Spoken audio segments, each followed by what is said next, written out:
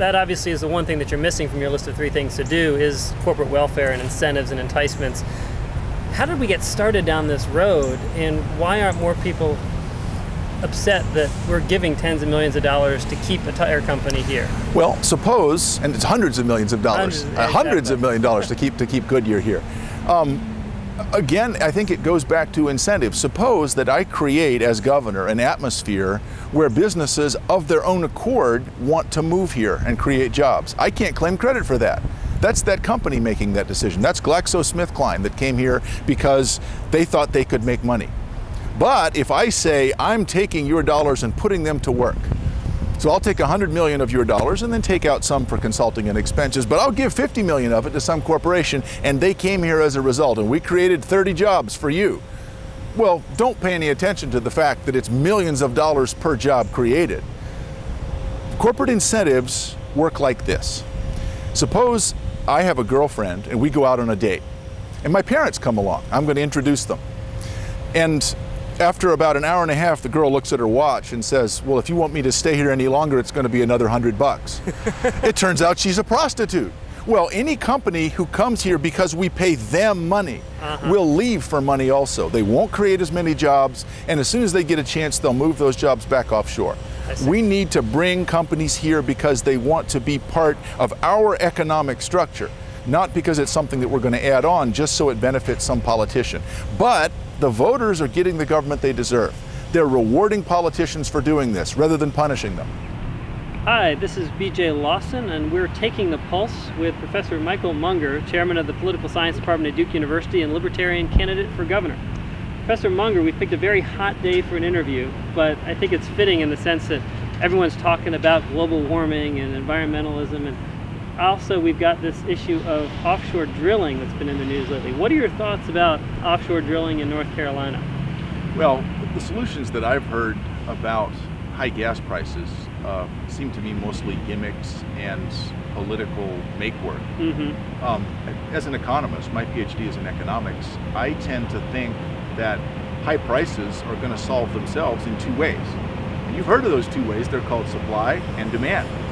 So if the gas price is high, then citizens are going to find a way to reduce the amount of gas that they use. They'll use more sensible cars, they'll carpool, they'll use bikes in a dozen ways, and individually, in the way that's best for them, they'll find a way to use less gas. Sure. The other thing that'll happen is on the supply side that oil companies and people who produce energy of all kinds, not just oil, but gas and renewable energy, will find a way to produce more because the price of it's so high. They can make money by doing that. So the question is, how unlimited should we allow their surge to be? And for years, we've done 2 things that I think in retrospect turn out to be pretty dumb. One, in at the national level, we have prevented the searching for new oil reserves in all sorts of places, in Alaska, off the continental shelf, and in parts of the continental United States. So we don't let the oil companies search for new reserves that they could have developed and could have had ready. The other thing we've done is not allow the building of new refineries. So even if we had a big discovery of oil, gas prices would not fall because there's a production bottleneck at the refinery level. We can't turn oil into gasoline fast enough to satisfy the demands of consumers. So the broad solution is allow drilling any place that there's enough oil that can be done profitably and subject to the usual safety requirements, and allow the building of new refineries. And the reason that people will do that is they can make money by doing it precisely because prices are so high. Question is, should we drill off the North Carolina coast? There's not really any oil off the North Carolina coast. About 35, 37 miles off the coast, there's a pretty large deposit of natural gas. Right. And if you were standing on the 10th floor of a hotel and looking at the place where the drilling platform would be, you wouldn't be able to see it. The earth curves enough that 35 miles, it would be invisible. People worry, I'll be able to see it from the beach. No, you could be in a hotel and you wouldn't be able to see it. That's not a visual problem. And if there's a hurricane or something like that, all that would happen is there's a valve down at the bottom, and that check valve, if the top part breaks off, would immediately stop the flow of any gas. There's no oil there anyway. Sure. So I really don't see, I guess either on either side, allowing drilling off the coast of North Carolina is not going to change the price of gas. It's not going to help, even though that proposal has been made. Sure. And it's not going to hurt in the sense that it's going to do environmental damage. So I think we need a more comprehensive answer, but at a minimum, we need to stop saying, how are we going to bring down the price of gas? Right. At the governmental level, what we need to do is let the market work, and the price will find its own level. It does seem silly in a way that we've got folks, frankly, on the Democratic side of the aisle who are saying things like, we need to be releasing oil from the Strategic Petroleum Reserve. And they were saying this back when oil was at $40 or $50 a barrel. Now it's well over $100 a barrel. Well, gosh, aren't we glad we didn't release it at 40 or 50? It's just demagoguery. The people on the left, the people who are environmentalists, secretly are delighted at the high price. Right. And I'm not sure that that's a bad thing. I don't think there's anything wrong with that. If you favor alternative energy, if you favor the use of geothermal or solar power, high gas prices, high oil prices are the best thing in the world for you. Absolutely. You can't really want low ones, and in fact, they don't. That's right. just a way of trying to get votes in an election year. So there's nothing admirable about it, and they ought to stop. Absolutely.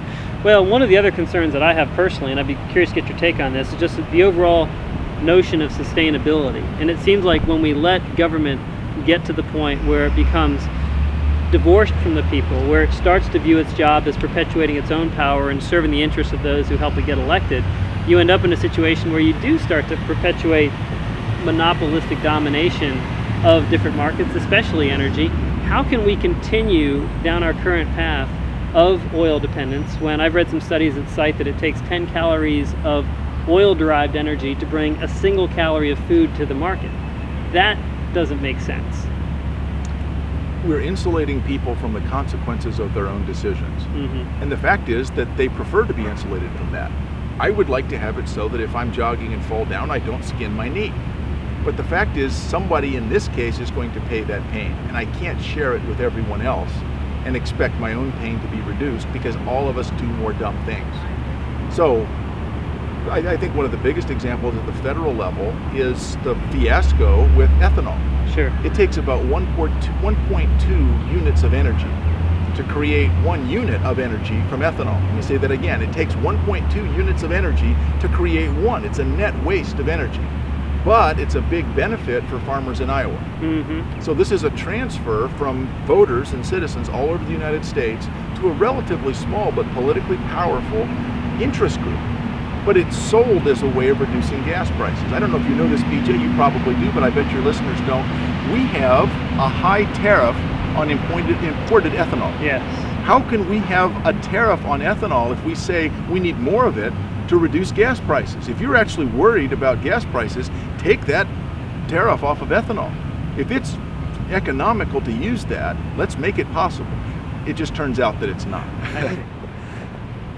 So as you've been balancing your time between the campaign trail and your academic duties, what has that been like in terms of deciding how to prioritize campaign versus being the chair of a department at Duke?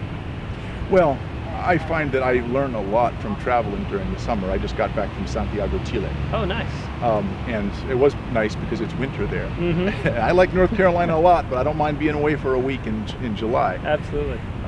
And I studied their mass transit system and their road system. So what I was interested in is how does this large city, with a very different system, Mm-hmm. it's a city of 6 million people, how do they manage the way that they build roads and the way that they build their mass transit system?